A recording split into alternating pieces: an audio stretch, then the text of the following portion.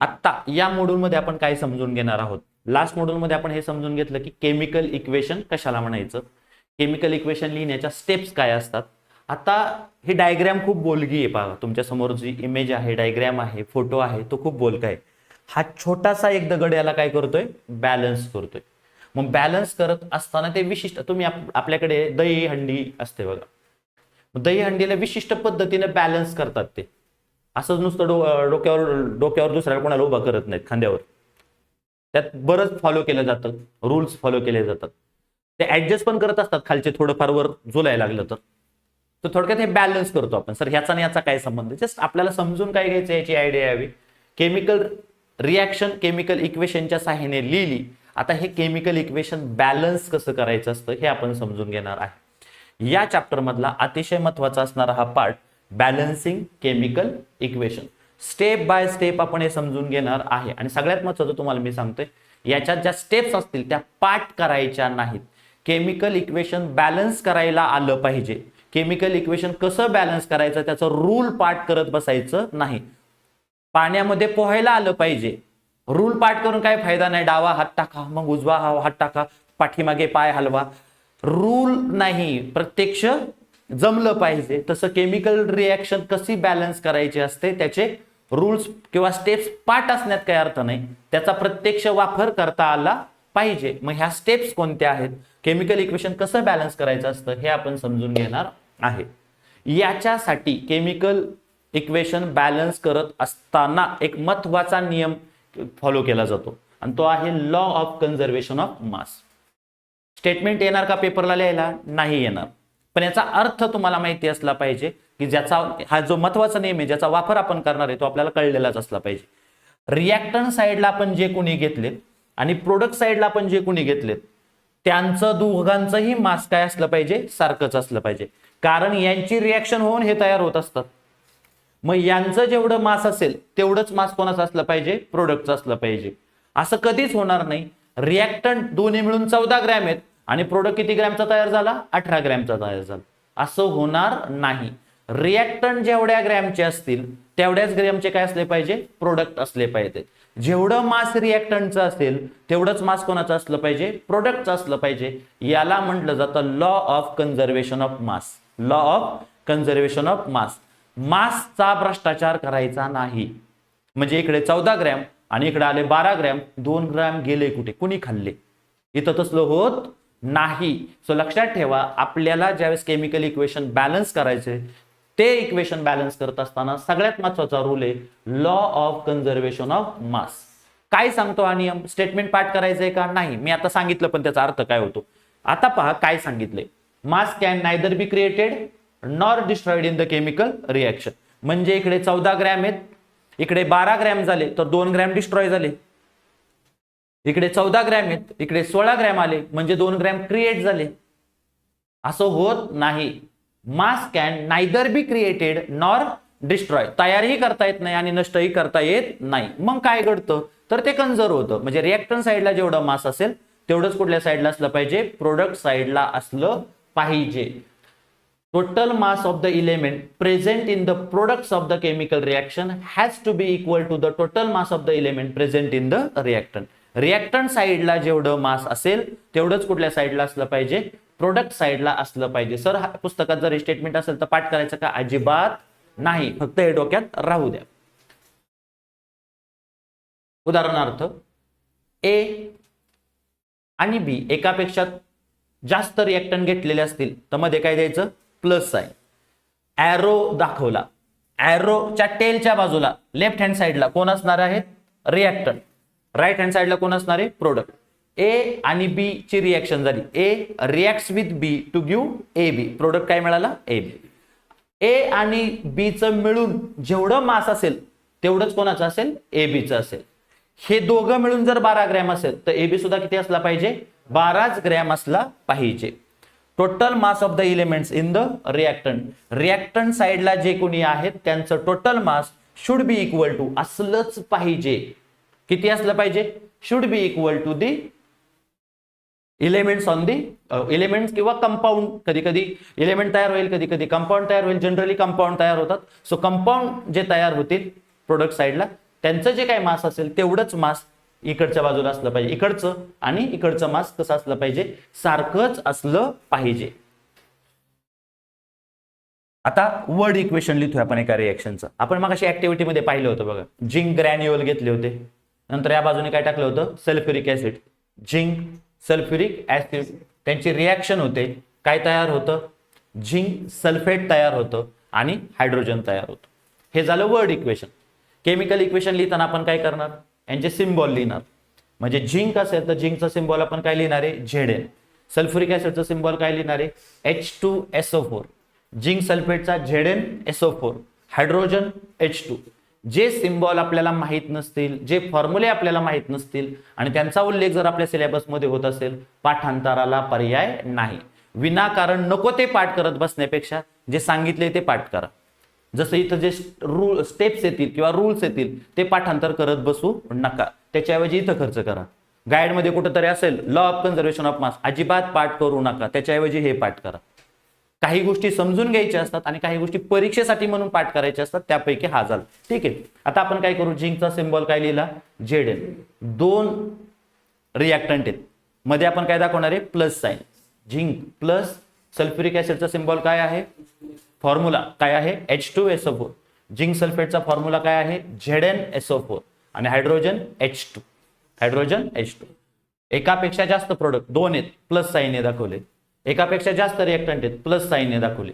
Reactant side कडून left side कडे चाललोय, म्हणजे रिएक्टंट साइड कडून राईट हँड साइडला प्रोडक्ट कडे चाललोय, तर एरोने दाखवलेला आहे. आलं लक्षात.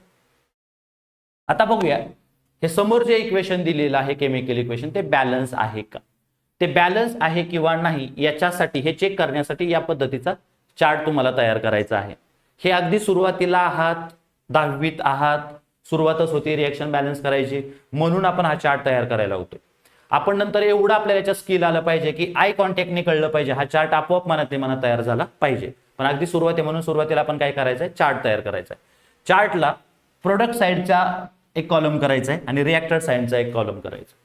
रिएक्टंट साइडला कुठले कुठले आयटम्स आहेत, समजा झिंक.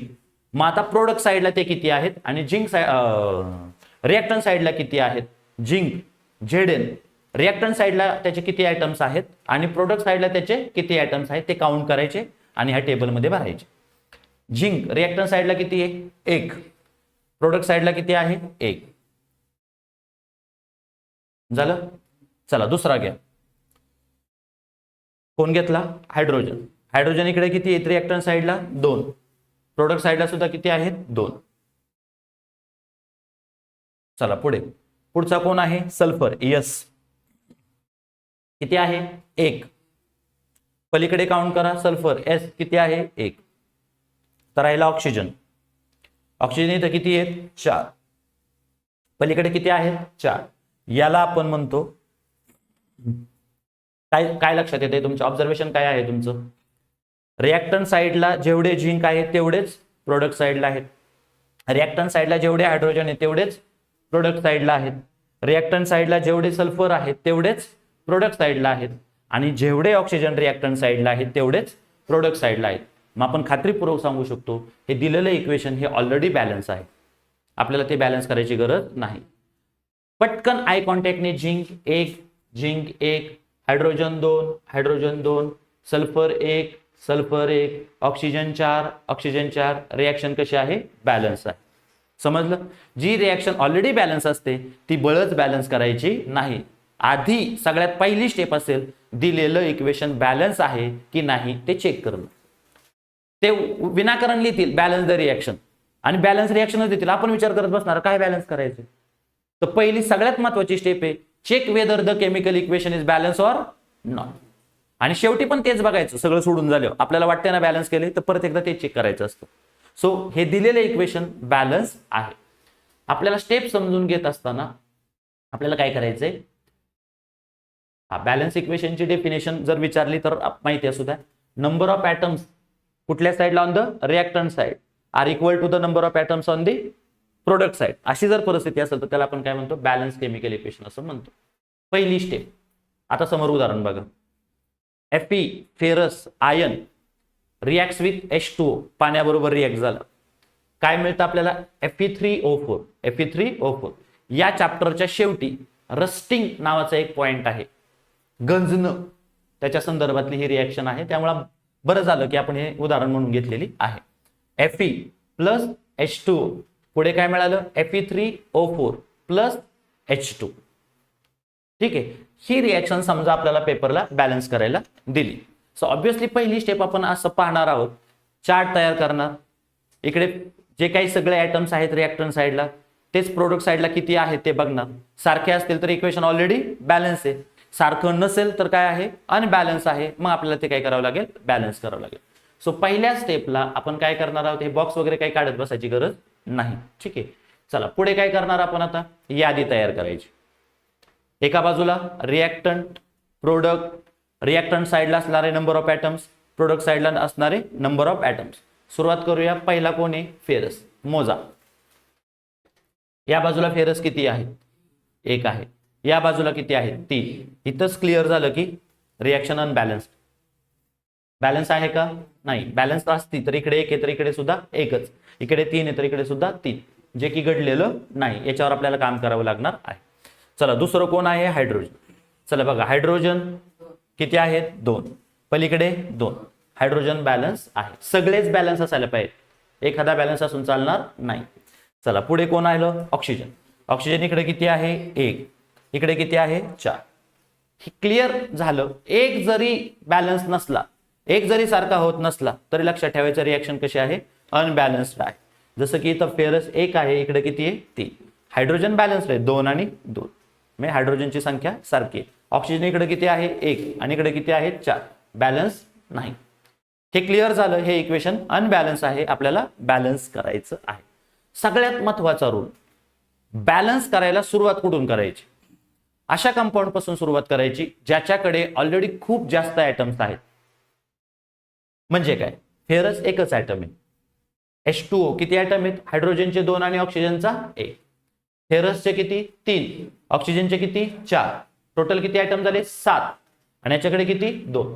तर मी आता काय सांगितलं, बॅलन्स करायला सुरुवात कोणापासून करायची, अशा कंपाऊंडची. रिॲक्टंट साईडला एका प्रोडक्ट साईडला हा नाही विचार करायचा.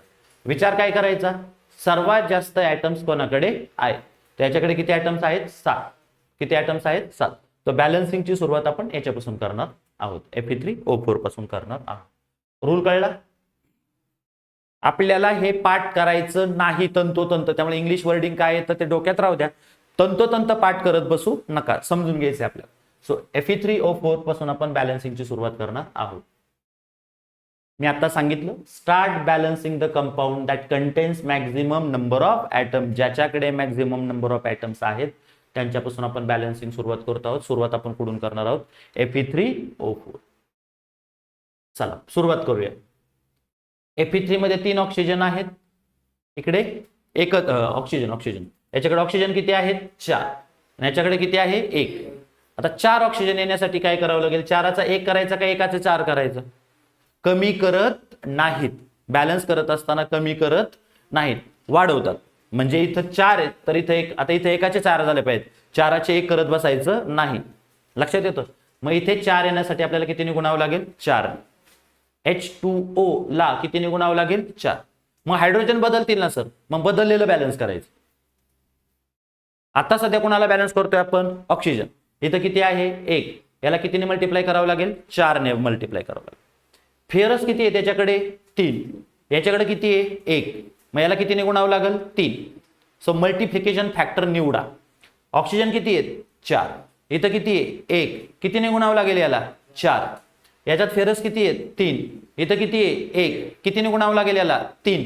कळलं. हे पहा, ॲटम्स ऑफ ऑक्सिजन इनिशियली किती आहेत, H2O मध्ये 1. प्रोडक्ट मध्ये किती आहेत, 4. इकडे किती आहेत, 4. मग आपण काय केलं, बॅलन्स करण्यासाठी H2O ला कितीने गुणावं लागेल, 4. म्हणून इथे 4ने गुणतोय. हे तुम्हाला समजण्यासाठी लिहितोय मी, कळतंय, दाखवतोय. तुम्ही पेपरच्या वेळेस असलं काही करत बसायचं नाही.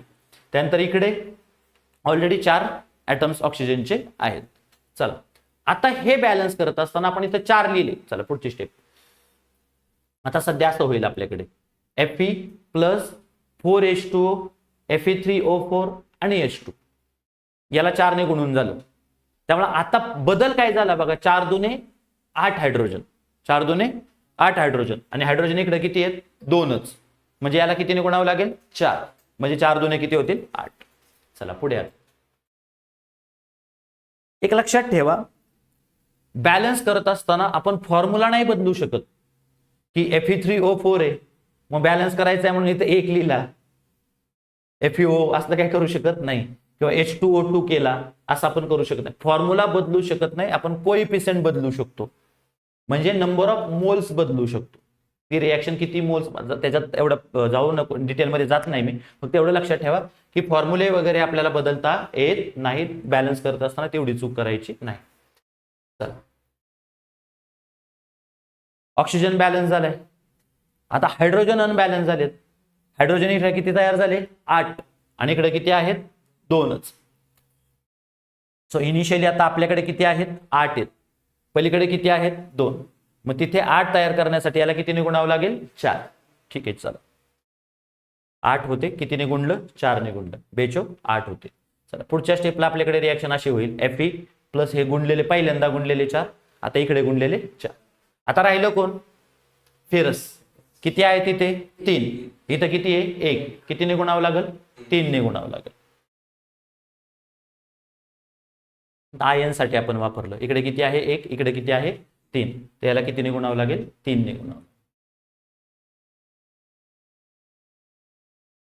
सो शेवटी चेक करायचं परत एकदा.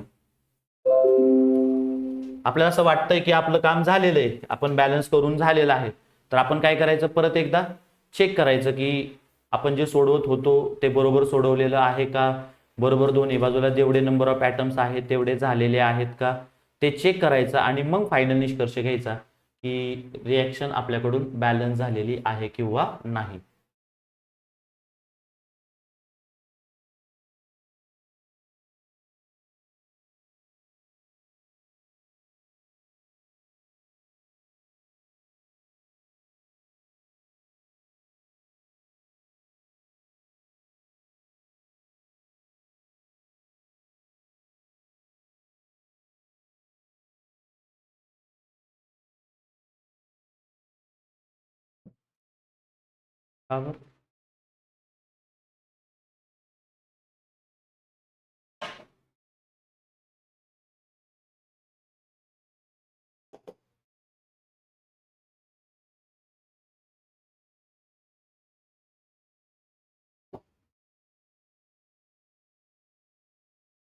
ठीक आहे, सुरुवातीला जी आपण रिॲक्शन लिहिलेली होती याच्यासाठी बॅलन्स करण्यासाठी घेतलेली होती ती कोण होती, या बाजूला कोण होतं, माझ्या परस्पर बोर्ड चालू करायचा नाही,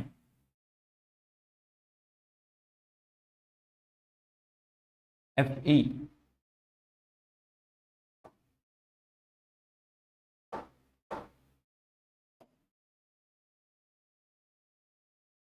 ठीक आहे, प्लस H2O बरोबर रिॲक्शन केली होती आपण, देताना त्यांनी इकडे काय दिलं होतं Fe3O4 प्लस H2 बरोबर. मग आपण रिॲक्शन बॅलन्स करायला घेण्यापूर्वी हा विचार केला की दोन्ही बाजूला जेवढे नंबर ऑफ ॲटम्स आहेत तेवढे आहेत किंवा नाहीत. मोजलं आपण, फेरस या बाजूला किती भेटला आपल्याला 1, या बाजूला 3, ठीक आहे. हायड्रोजन इकडे किती आहेत 2, इकडे किती आहेत 2, ऑक्सिजन इकडे किती 1, इकडे किती 4. हे क्लिअर झालं की दोन्ही बाजूचे नंबर ऑफ ॲटम सारखे नाही. आता मनातली मनात बॅलन्सिंग सुरुवात करा. सुरुवात कुठून करायची, ज्याच्याकडे जास्त ॲटम्स आहेत अशा कंपाऊंड पासून. याच्याकडे किती आहेत 7 ॲटम्स आहेत, ठीक आहे. सुरुवात कुठून केली आपण, त्याच्यातही जास्त कोण आहेत ऑक्सिजन. ऑक्सिजन किती आहेत याच्याकडे पलीकडे 4, ऑक्सिजन इथं किती आहे 1, याला कितीने मल्टिप्लाय करावं लागेल 4. ऑक्सिजन इथं किती आहेत 4, इथं किती 1, कितीने गुणावं लागेल 4. समजलं इथपर्यंत. आता पुढची स्टेप, याला 4 ने गुणल्यामुळे हायड्रोजन अनबॅलन्स झाले. आता हायड्रोजन इकडे किती आहेत 8, 4 दुने 8, इकडे किती आहेत 2, याला कितीने मल्टिप्लाय करावं लागेल 4. समजलं. त्याच्यानंतर आता शेवट कोण राहिलं फेरस, याच्याकडे किती आहेत 3, इथे किती आहेत 3 ने गुणलो, 3. आता चेक करा इक्वेशन बॅलन्स आहे किंवा नाही. फेरस किती झाले 3, इकडे किती आहेत 3. हायड्रोजन किती 4 दुने 8, इकडे 4 दुने 8. ऑक्सिजन किती 4 गुणिले हे ऑक्सिजन म्हणजे किती झाले 4 आणि इकडे ऑलरेडी किती आहेत 4. समजलं? म्हणजे दिलेली रिएक्शन बॅलन्स्ड आहे. जर तुम्हाला माहिती असेल तर फिजिकल स्टेट लिहा. फेरस कसा असतो सॉलिड, H2O डेफिनेटली कसा असतो लिक्विड, हा कसा असतो सॉलिड, हायड्रोजन कसा असतो गॅसेस. माहित असेल तर लिहा. At the end of this topic काय कळलं पाहिजे? स्टेप पार्ट असल्या पाहिजेत का? रूल्स पार्ट असले पाहिजेत का? आपल्याला जे स्किल मिळवायचे ते हे आहे की रिएक्शन बॅलन्स कशी करायची. अशी मी आता समोर तुमच्या समोर केली तशी. तुमच्या पुस्तकामध्ये एक 3-4 रिएक्शन्स बॅलन्स करायला दिलेले आहेत एक्झरसाइज मध्ये. जेवढ्या दिलेल्या आहेत तेवढ्या स्वतःच्या पद्धतीने स्वतःला बॅलन्स करता येत आहे का पहा. कुठे चुका होत आहेत ते मी, जर समजा तुम्हाला जमलं नाही तर तुम्ही मला विचारू शकता की सर इथे जमलेलं नाही, आपण त्याच्यावर चर्चा करू. पण पहिला प्रयत्न तुम्ही केला पाहिजे. हे समजलेलं आहे रिएक्शन कशी बॅलन्स करायची असते. परत मी सांगतोय पाठांतर करत बसू नका. समजणं महत्वाचं आहे. त्या पाठांतराला जेवढा वेळ जाणार आहे ना तेवढ्या वेळात जास्तीत जास्त रिएक्शन उलट बॅलन्स करा. पुस्तकातली कुठली रिएक्शन दिसली की स्वतःच्या मनाने बॅलन्स करायची. आता ऑलरेडी तिथं त्या बॅलन्स असतीलच तर काय करायचं लिहिताना ते आकडे बाजूला ठेवायचे. त्याच्या पुढे लिहिले असतील ना बॅलन्स करण्यासाठी 3, 4, 5 ते बाजूला ठेवायचे आणि आपल्याच मनाने आपल्याला जमतंय का बॅलन्स करायला ते बघायचे.